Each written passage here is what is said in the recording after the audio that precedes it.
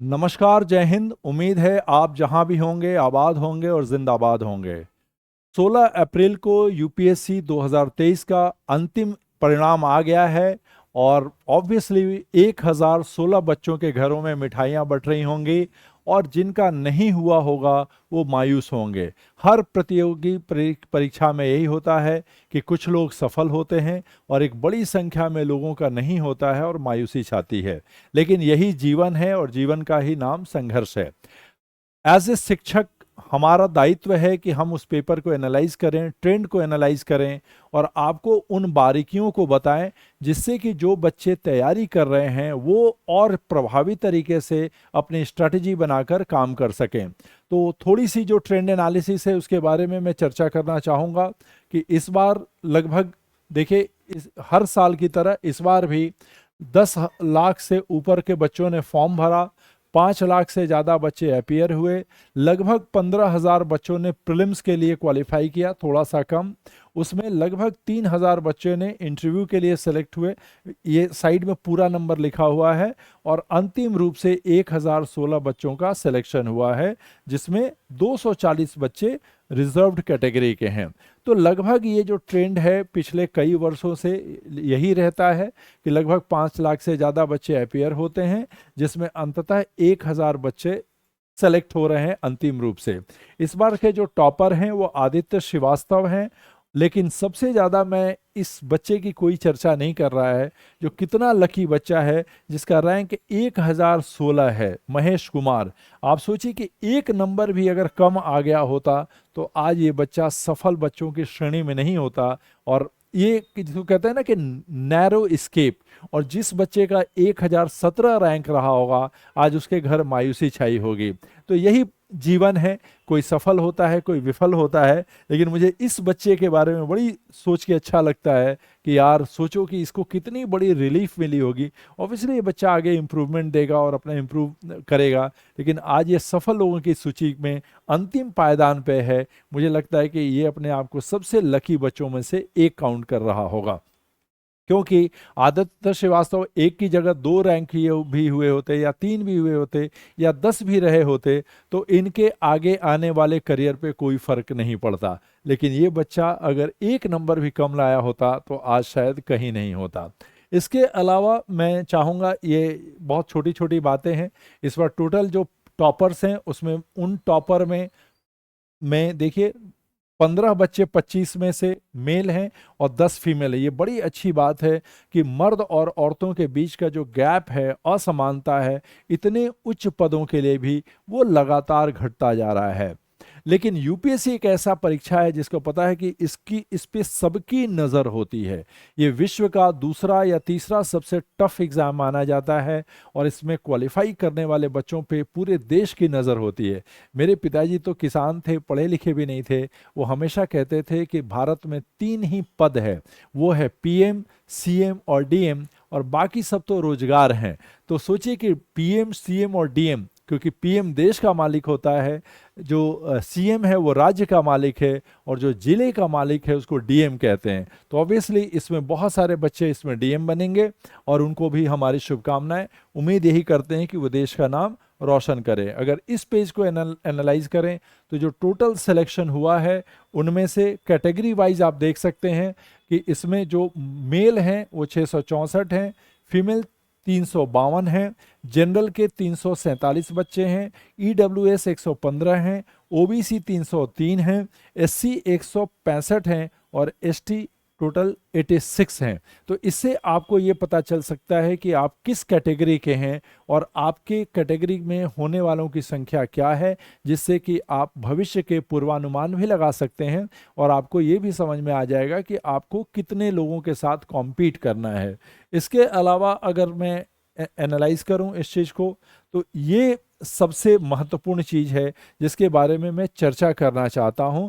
मैं यही चर्चा कर देना चाह रहा हूं कि इसमें जो सिलेक्शन हो रहे हैं उसमें इस बार भी हर साल की भांति सबसे ज़्यादा संख्या में उत्तर प्रदेश के बच्चों का चयन हुआ है, क्योंकि वो राज्य भी बड़ा है, वहाँ से ज़्यादा बच्चे परीक्षा भी देते होंगे। तो नंबर 1 यूपी है इस बार, सेकंड में इस बार बिहार है, और थर्ड में स्पेशली राजस्थान के बच्चे सबसे ज़्यादा हिंदी मीडियम से सेलेक्ट होने वाले बच्चों में सबसे ज़्यादा संख्या राजस्थान के बच्चों की है। दूसरी जो राजस्थान के बाद यूथ उत्तर प्रदेश के बच्चे सेलेक्ट हुए हैं हिंदी मीडियम में भी। तो ओवरऑल जो 1016 बच्चे हुए हैं उसमें उत्तर प्रदेश के बच्चे नंबर 1 हैं, सेकंड पे बिहार है, और तीसरा हिंदी माध्यम से सबसे ज़्यादा बच्चों का सिलेक्शन राजस्थान से हुआ है, उसके बाद फिर उत्तर प्रदेश से हुआ है। हिंदी मीडियम के लिए इस बार भी रिजल्ट अच्छा नहीं रहा है, उसकी मैं एनालिसिस यहाँ करना चाहूँगा, सॉरी, यहाँ एनालिसिस करना चाहूँगा। इस बार भी हर साल की भांति पिछले साल की तुलना में इस बार हिंदी मीडियम के बच्चों की सिलेक्शन और कम हुई है। हम लोग को लगा था इस बार बढ़ेगा, इस बार हिंदी मीडियम से मात्र 42 बच्चों का सिलेक्शन हुआ है 1016 बच्चों में, जो कहीं से भी संतोषप्रद नहीं है। बहुत सारे बच्चों को मैं ये देखता हूँ कि वो इसलिए हिंदी मीडियम छोड़ के इंग्लिश मीडियम में स्विच कर रहे हैं क्योंकि उनको लगता है कि हिंदी माध्यम से सिलेक्शन नहीं हो रहा है। मैं उनको ठीक करने के लिए बताना चाहता हूं कि हिंदी माध्यम के बच्चों का सिलेक्शन हिंदी की वजह से नहीं हो रहा है, बल्कि सीसेट के वजह से नहीं हो रहा है। सीसेट एक ऐसा पेपर पता नहीं क्यों बनाया गया है। मैं बहुत सालों से हम सब जानने की कोशिश कर रहे हैं कि क्यों सीसेट का पेपर रखा गया है, जिसके वजह से एक बहुत बड़ा हिंदी माध्यम का क्रीम बच्चा है जो प्रीलिम्स ही क्वालिफाई नहीं कर पा रहा है। इस साल भी मैं ऐसे कई बच्चों को जानता हूं जिनका पीछे सिलेक्शन हो चुका है, इस बार इम्प्रूवमेंट दे रहे थे, पिछली बार उन्होंने मेंस और इंटरव्यू दिया था और इस बार उनका प्रीलिम्स ही नहीं हुआ है। तो ये जो सीसेट का पेपर है वो निश्चित तौर से भेदभावपूर्ण है और कहीं ना कहीं ऐसा लगता है कि यूपीएससी को हिंदी या रीजनल भाषा के बच्चे नहीं चाहिए, क्योंकि वो प्रीलिम्स ही क्वालिफाई नहीं कर पा रहे हैं। उन बच्चों की चाहे अंतर्राष्ट्रीय संबंध है, चाहे इकॉनमी है, चाहे पॉलिटी है, चाहे सोसाइटी है, जस्टिस है, जबरदस्त पकड़ है। वो किसी भी इंग्लिश मीडियम के बच्चे से कहीं भी कमतर नहीं है। लेकिन ये जो मैथ्स रीजनिंग से ओवरलोडेड, स्पेशली ये जो सीसेट का पेपर बनाया गया है, वो बच्चे सीसेट ही क्वालिफाई नहीं कर पा रहे हैं, जिसके वजह से वो इस अंतिम सूची में भी नहीं दिखाई दे रहे हैं। तो मैं फिर से इस वीडियो के माध्यम से भारत सरकार से, यूपीएससी से निवेदन करता हूं कि इससे नुकसान केवल हिंदी मीडियम के बच्चों का नहीं है, बल्कि देश का भी बहुत बड़ा नुकसान है, क्योंकि बहुत ही काबिल बच्चे जो देश के प्रशासन में, नीति निर्देशन में, मार्गदर्शन में, पॉलिसी मेकिंग में बहुत बड़ी भूमिका निभा सकते हैं, वो सिर्फ इसलिए आपके पास नहीं आ पा रहे हैं कि शायद उनकी मैथ बहुत अच्छी नहीं है या उनकी रीजनिंग बहुत अच्छी नहीं है, जिसकी सिविल सर्विसेज में कोई बहुत ज़्यादा संबंध नहीं है। तो सीसेट का पेपर जो इतना भेदभावपूर्ण है, वही कारण है कि आपको यहाँ पे सिर्फ 42 बच्चे दिख रहे हैं। इसके अलावा मैं चाहूँगा कि थोड़ा सा किस विषय का क्या एनालिसिस रहा, तो ये मेरे लिए बड़ी अपार हर्ष का विषय है कि मैं समाजशास्त्र का विशेषज्ञ हूँ और समाजशास्त्र इस बार जबरदस्त रूप से काम किया है। इस बार समाजशास्त्र ही टॉपर है। इस बार सबसे ज़्यादा सिलेक्शन जो बच्चों का हुआ है, देखिए टॉप 20 में 6 बच्चे सोशियोलॉजी से हैं, जबकि दूसरे विषय देखिएगा ज्योग्राफी से 0 हैं और पब्लिक एडमिनिस्ट्रेशन से 0 हैं, एंथ्रोपोलॉजी से 2 बच्चे हैं, पॉलिटिकल साइंस से 3 बच्चा है। तो इस बार टॉप 20 में 6 बच्चे केवल सोशियोलॉजी से हैं। इसके अलावा ये सारे विषयों का क्रमवार दिया गया है, आप चाहें तो इसको स्क्रीनशॉट करके या चाहें तो इसको जूम करके देख सकते हैं कि किस विषय की क्या स्थिति है। इसके अलावा ये पेपर बड़ा महत्वपूर्ण है, जिस पे मैं चाहूँगा कि आपको पढ़ के सुना दूं। ये न्यूज़पेपर की एक कटिंग है जिसको मैं लाइन बाय लाइन पढ़ दे रहा हूं कि सोशियोलॉजी का इस बार पिछले 10 सालों से सोशियोलॉजी लगातार नंबर 1 विषय के रूप में छाया हुआ है। और आप चाहें तो थोड़ी बहुत भूमिका या थोड़ी बहुत श्रेय मुझे भी दे सकते हैं, मन हो तो, कोई ज़बरदस्ती नहीं है। तो मैं इसको पढ़ के सुना दे रहा हूं जो यहाँ पे लिखा हुआ है।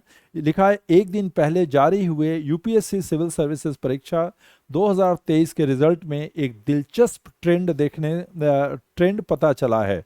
इस बार टॉप 20 उम्मीदवारों में से 6 का वैकल्पिक विषय सोशियोलॉजी था। जिन 5 विषयों में अभ्यर्थी सबसे ज़्यादा आवेदन करते हैं, उनमें सोशियोलॉजी में सफल होने वाले उम्मीदवारों की दर सबसे ज़्यादा है। यही नहीं, बीते 10 सालों का ट्रेंड देखें तो इस विषय से आवेदन करने वाले, ये मैं लिख देना चाहता हूं, इस विषय से आवेदन करने वाले 8 से 11.7% बच्चे सोशियोलॉजी बैकग्राउंड के हैं। अर्थात अगर 100 बच्चे परीक्षा दे रहे हैं, मेंस दे रहे हैं, तो फाइनली इस विषय से 8 से 11.7% बच्चों का सिलेक्शन हो रहा है। और दूसरे नंबर पे ज्योग्राफी है, जिससे 3.4 से लेके 7.3% है। और तीसरे पे पॉलिटिकल साइंस है, चौथे पे हिस्ट्री है, जिसमें सफलता की दर लगभग 5% के आसपास है। तो इस तरह के वैकल्पिक विषयों की जो एनालिसिस होती है, उससे आपको ये मदद मिलती है कि आप किस तरह के विषयों को रखें। सोशियोलॉजी रखने का एक फ़ायदा यही रहता है कि आपको पता होगा कि सोशियोलॉजी ना सिर्फ 500 नंबर का एक ऑप्शनल विषय है जिसका काफ़ी छोटा सिलेबस है। इसके अलावा पेपर 1 में इंडियन सोसाइटी है, पेपर 2 में सोशल जस्टिस है, और पेपर 4 में विशेषकर जो एथिक्स है वहाँ पे भी समाज से चूंकि जुड़े हुए मुद्दे होते हैं, बहुत भर भर के क्वेश्चन आते हैं। ऐसे में लगभग आपको बड़ी मात्रा में सोशल इश्यूज होते हैं। तो चूंकि ओवरऑल एक कह सकते हैं कि बिल्कुल एक ऑलराउंडर विषय की तरह सोशियोलॉजी, जो ना सिर्फ आपको ऑप्शनल में मदद करता है, आपको एसे में भी मदद करता है, इंटरव्यू में भी मदद करता है, आपको जीएस के 3 पेपर में मदद करता है। यही कारण है कि थोड़ी लोग स्मार्टनेस के साथ इस विषय को लेते हैं। तो ये एक रीज़न है कि सोशियोलॉजी पिछले 10 सालों से लगभग 8 से लेके 11.7% बच्चे इसी विषय से लगातार सिलेक्शन ले रहे हैं। ये मेरे लिए भी बहुत खुशी की बात है। एक पेपर और एनालाइज करना चाहूँगा, ये जो शायद कुछ, देखिए, इंजीनियरिंग और मेडिकल जो बैकग्राउंड के बच्चे हैं, यहाँ पे लिखा हुआ है इंजीनियरिंग और मेडिकल साइंस बैकग्राउंड के बच्चों का सबसे ज़्यादा सिलेक्शन हो रहा है। इसके पीछे रीज़न है उनका थोड़ा सा टेम्परामेंट साइंटिफिक होता है। तो अगर आप नए नए यूपीएससी में आए हैं तैयारी में और अभी सोच रहे हैं, तो थोड़ी बहुत साइंस को ज़रूर पढ़िएगा। यूपीएससी का सामना अक्सर, चाहे वो आपका सीसेट हो, चाहे ओवरऑल साइंटिफिक टेम्परामेंट हो, साइंस थोड़ी बहुत आना बहुत ज़रूरी है। और यही कारण है कि साइंस बैकग्राउंड के मेरे भी क्लास में बहुत बड़ी संख्या में वो बच्चे जिन्होंने बीएससी किया है, या जो इंजीनियरिंग किए हैं, या मेडिकल किए हैं, एमएससी किया है, ऐसे लोगों की संख्या सोशियोलॉजी ऑप्शनल लेने वालों में बहुत ज़्यादा है। मुझे ऐसा लगता है कि साइंस के बच्चों को ही मैं सोशियोलॉजी पढ़ा रहा हूँ, क्योंकि सोशियोलॉजी का जो इमर्जेंस है, जो लोग सोशियोलॉजी जानते हैं उनको पता है कि सोशियोलॉजी का इमर्जेंस ही इंडस्ट्रियल रिवॉल्यूशन से हुआ है, और इसके आसपास बहुत सारी चीज़ें, साइंस, लॉजिक, ये सब चीज़ें चलती रहती हैं। तो आपको एनालाइज करने में थोड़ी इससे मदद मिल जाती है। इसके अलावा ये सब कोई बहुत काम की चीज़ नहीं है। और एक चीज़ हम सब इसकी चर्चा तो कर रहे हैं कि किस विषय से, किस राज्य से कौन सा व्यक्ति टॉप किया है, सेलेक्ट हुआ है, लेकिन मेरी बेसिक आदत है कि मैं इन लोगों का भी एनालिसिस करना चाहता हूं, जो बहुत ज़रूरी है। देखिए, टोटल तो बच्चे बहुत बड़ी संख्या में अपीयर होते हैं लेकिन मैं इन बच्चों को अति गंभीर बच्चों की श्रेणी में रखता हूं। जो भी बच्चे प्रीलिम्स क्वालिफाई कर जाते हैं, तो लगभग 15,000 14,500 बच्चे प्रीलिम्स क्वालिफाई करते हैं। अंतिम सिलेक्शन केवल 1,016 बच्चों का हुआ है। इनमें बहुत सारे ऐसे भी बच्चे होंगे जिनका ये आखिरी अटेम्प्ट रहा होगा। हो सकता है कि उनमें से बहुत बड़ी संख्या में उन बच्चों का किसी न किसी राज्य के पीसीएस में सिलेक्शन हो जाता है। लेकिन आप सोच के देखिए कि इंटरव्यू दिया हुआ व्यक्ति अगर अंतिम अटेम्प्ट दिया हो, या तो उस पर क्या बीती होगी। मेहनत तो उसने भी उतना ही किया है, केवल सफल और असफल में 1 या 2 या 10 मार्क्स का अंतर होता है। लेकिन एक बच्चा कल एक पूरा धूमकेतु की तरह छाया हुआ है और बाकी सब गर्दिश में चले जाते हैं। लेकिन ज्ञान कभी वेस्ट नहीं जाता है। कुछ बच्चे हमारी तरह शिक्षक बन जाते हैं, कुछ बच्चे पीसीएस में चले जाते हैं, कुछ बच्चे बहुत अच्छे राइटर बन जाते हैं। लेकिन इसमें भी बहुत बड़े संख्या में मैं ऐसे बच्चों को देखता हूं जो कहीं ना कहीं आवश्यक रूप से सफल नहीं हो पाते। ये इन्होंने भी मेहनत उतना ही किया है, लेकिन अंततः, और स्पेशली ये जो 2,855 बच्चे हैं, इन्होंने तो सचमुच बहुत तगड़ी मेहनत की होती है, इंटरव्यू तक पहुंचे हुए बच्चे हैं। मैं इनमें से जिनका अटेम्प्ट बचा है उनको यही निवेदन करूंगा कि एक बार थोड़ा सा पेपर को एनालाइज कर लीजिए, मार्क्स आ जाएंगे, और देखिए कि कहाँ थोड़ी सी और अधिक मेहनत करनी है। हम लोग की किसी भी तरह की आपकी तैयारी में भूमिका हो सकती है तो ज़रूर बताएं।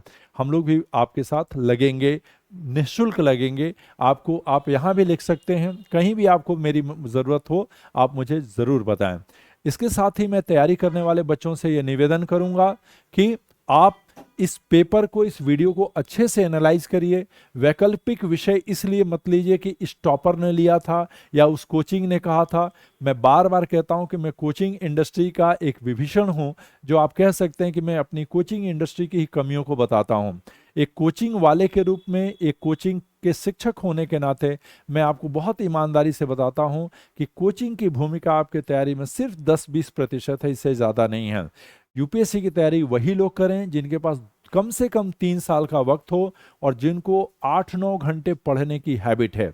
अगर ये दो आदत आप में है, 8-9 घंटे पढ़ने की हैबिट और कम से कम 3 साल तक शारीरिक, आर्थिक और सामाजिक रूप से आप समर्थ हैं, आपके माँ बाप समर्थ हैं, वो कहते हैं कि कोई बात नहीं है, पढ़ो, मैं तैयारी करने का सारा जो बोझ है उठाऊंगा, और आप अगर 8-9 घंटे पढ़ सकते हैं तो फिर हम लोग की भूमिका बहुत मत, फिर हम लोग एज ए कोचिंग बता सकते हैं कि आप क्या पढ़ें, क्या नहीं पढ़ें, किस चीज़ को कैसे समझना चाहिए।